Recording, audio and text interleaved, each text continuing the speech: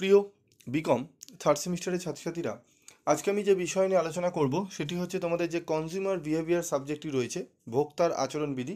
তোমরা অনেক জায়গায় সাজেশান দেখেছো, অনেক তোমরা আমাকে কমেন্টস করেছো যে স্যার আপনি কবে সাজেশান দেবেন। তো আমি তোমাদের বলেছিলাম যে আমি একটু ব্যস্ত ছিলাম, যার কারণে আমি তোমাদের দিতে পারছিলাম না। কিন্তু অফলাইনে যারা আমার কাছে ক্লাস করে তাদের আমি অলরেডি 3 মাস থেকে 4 মাসের মধ্যে কমপ্লিট তাদের হয়ে গেছে, তারা এগুলো রিভাইজও করে নিয়েছে। কিন্তু অনলাইনে দেওয়াটা পসিবল হয় না, যার জন্য তোমাদের আমি বলি অফলাইনে যোগাযোগ করে তোমরা সাজেশানগুলো কালেক্ট করে নেবে। তো চলো আমরা আজকে আলোচনা করব কনজিউমার বিহেভিয়ারে তোমাদের আহ, প্রথম অধ্যায় থেকে। ঠিক আছে, প্রথম অধ্যায় থেকে ইউনিট 1 এখানে আলোচনা করব আজকে। প্রথম অধ্যায় থেকে কি কি প্রশ্ন পড়লে তোমরা প্রশ্ন কমন পাবে, যেরকম তোমরা পেয়েছিলে ফার্স্ট সেমিস্টারে তোমাদের প্রিন্সিপাল অফ প্র্যাকটিস ম্যানেজমেন্টে, সেকেন্ড সেমিস্টারেও তোমরা পেয়েছিলে। তো থার্ড সেমিস্টার আশা করি সেরকমই তোমরা কমন পাবে। তো চলো দেখে নিই আমাদের প্রশ্ন রয়েছে কি কি। তো ভোগকারীর আচরণের ধারণা দাও, এর গুরুত্বগুলি আলোচনা করো। Give an idea about consumer behaviour, discuss its importance. এই প্রশ্নটি অত্যন্ত গুরুত্বপূর্ণ। ভোগকারীর আচরণের নিকোসিয়া মডেলটি ব্যাখ্যা করো। অত্যন্ত গুরুত্বপূর্ণ নিকোসিয়া মডেল, ঠিক আছে, অত্যন্ত গুরুত্বপূর্ণ এই বছরের জন্য। তারপর রয়েছে দেখো ভোগকারীর আচরণের হাওয়ার্ড সেট মডেল ব্যাখ্যা করো। ঠিক আছে, হাওয়ার্ড সেট মডেলটি ব্যাখ্যা করো। এই প্রশ্নটি দুটো মডেল ভালো করে করে গেলে আশা করি এই দুটো মডেলের থেকে একটি মডেল তোমরা 10 মার্কসের পাবে। ঠিক আছে, খুব গুরুত্বপূর্ণ প্রশ্ন কিন্তু এই পরপর যে 3টে প্রশ্ন স্টার মার্ক করা রয়েছে, এর সাথে আরও কিছু প্রশ্ন রয়েছে, যদি পারো সেগুলো পড়তে হবে তোমাদের।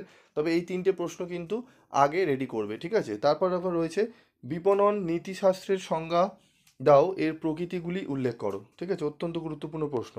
তারপর রয়েছে বিপণন নীতিশাস্ত্রের গুরুত্বগুলি উল্লেখ করো। এই প্রথম 5টি প্রশ্ন অত্যন্ত বাছাই করা খুব গুরুত্বপূর্ণ প্রশ্ন। তোমরা জানো, তোমরা বুকস কিনেছো, বিভিন্ন জায়গায় সাজেশন দেখেছো, বহু অনেক প্রশ্ন রয়েছে, দেখবে বইয়ের পেছনে অনুশীলনে প্রচুর প্রশ্ন রয়েছে। একটা চ্যাপ্টার থেকে 15টা 16টা করে প্রশ্ন রয়েছে, যেগুলো পড়া তোমাদের পক্ষে অনেকেরই অসুবিধা হচ্ছে। তো তাই জন্য আমি তোমাদের কি করেছি, আমি তোমাদের সাজেস্টিভ প্রশ্নগুলো যেগুলো গুরুত্ব বেশি, পড়তে হবে ভালো করে মনোযোগ দিয়ে, সেই প্রশ্নগুলো তুলে ধরছি, যেগুলো পড়লে আশা করি তোমরা অনেকটাই উপকৃত হবে। ঠিক আছে, তারপর দেখো রয়েছে বিপণন নীতিশাস্ত্রের উপাদানগুলি উল্লেখ করো। Mention the elements of marketing ethics. ঠিক আছে, তারপর আরেকটা প্রশ্ন রয়েছে 7 নম্বরের প্রশ্ন, বিপণনের নৈতিকতার চ্যালেঞ্জগুলি আলোচনা করো অথবা বিপণন নীতিশাস্ত্রের সমস্যাগুলি উল্লেখ করো।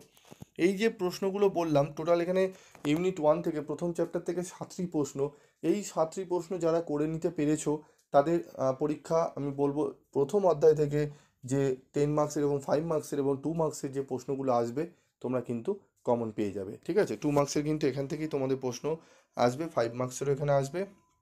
এই 7টা প্রশ্ন করে নিলে তোমরা অনেক কিন্তু প্রশ্ন অ্যাটেন্ড করে আসতে পারবে। ঠিক আছে, তো এই ছিল আজকে তোমাদের ইউনিট 1 থেকে গুরুত্বপূর্ণ প্রশ্ন।